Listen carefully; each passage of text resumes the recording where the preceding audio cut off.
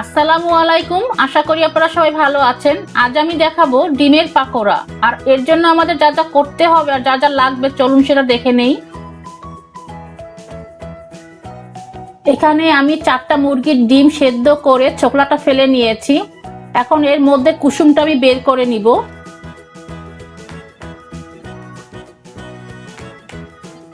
এইভাবে করে কুসুমটা বের করে নিতে হবে। সাদা অংশটা ছোট ছোট করে কেটে নিচ্ছি। দেখেন আমি কিভাবে কেটে নিচ্ছি। এরকম ছোট ছোট করে কাটতে হবে।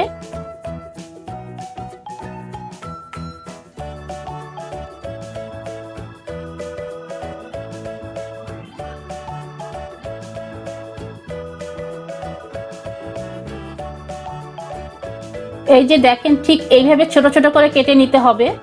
আমি এইভাবে করে সবগুলো ডিম কেটে নিচ্ছি।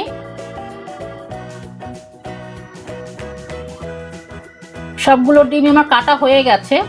এখন এর মধ্যে আমি দিয়ে দিব হাফ চা চামচ আদা বাটা, হাফ চা চামচ মরিচের গুঁড়া, হাফ চা চামচ ধনিয়ার গুঁড়া,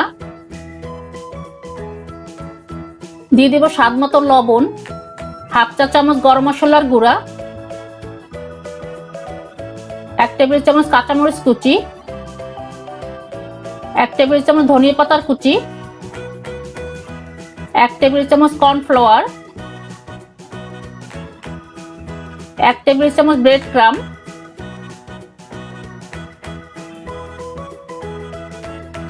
এখন খুব ভালোভাবে এগুলোকে মিশিয়ে নিতে হবে।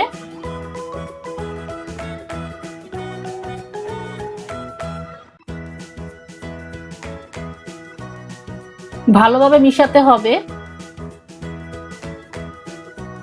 আর ঝাল আপনারা যে যেরকম খান সেইভাবে দিয়ে নেবেন।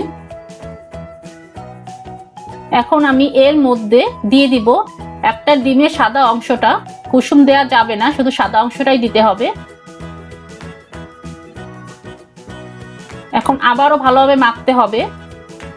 হালকা হাতে মেখে নিতে হবে, বেশি চাপ দিয়ে মাখা যাবে না, তাহলে ডিমটা ভেঙে যেতে পারে। আর এর মধ্যে কোনো পানিও দেওয়া যাবে না, এই ডিমের সাদা অংশটা দিয়ে ভালোভাবে মেখে নিতে হবে।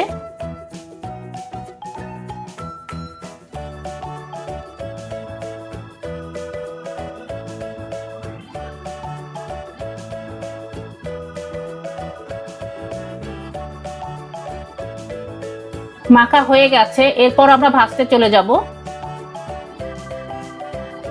আমি এখানে পর্যাপ্ত পরিমাণে তেল নিয়েছি, যেহেতু ডুবো তেলে ভাজতে হবে। আমি পাকোড়াগুলো দিয়ে দিচ্ছি।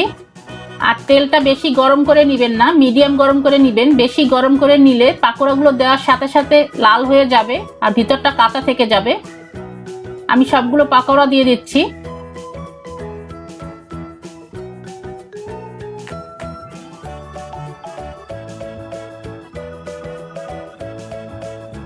আমি এখন পাকোড়াগুলো একটু উল্টিয়ে দিচ্ছি।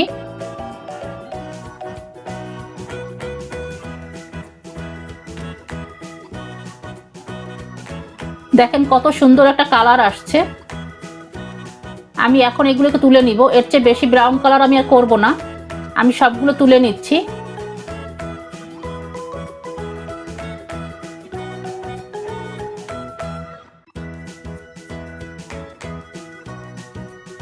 এই যে হয়ে গেল ডিমের পাকোড়া। খুব সহজে এটা বানিয়ে নেওয়া যায়। বিকেলের নাস্তায় আপনারা এটা বানিয়ে নিতে পারেন। সবাই ভালো থাকবেন আর আমার জন্য দোয়া করবেন। আল্লাহ হাফেজ।